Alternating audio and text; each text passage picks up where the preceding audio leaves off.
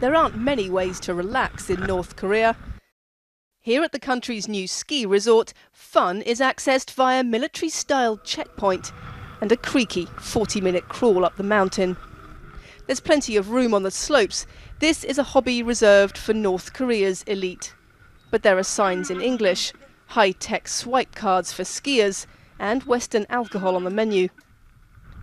North Korea is hoping to attract foreign tourists too. Jean Lee was one of the first foreigners to use the slopes. She used to work as a journalist in North Korea, so she filmed it.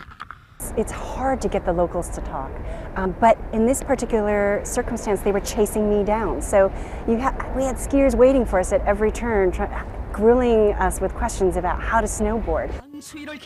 North Korea's young leader has put a lot of money into promoting sports and fun in general. But he also likes to spend the country's meagre income on nuclear weapons and a huge standing army.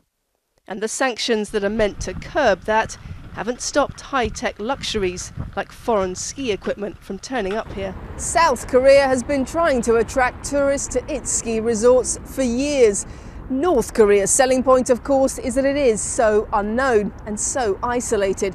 But will this new kind of sports diplomacy help to open up the regime there, or just to bankroll it?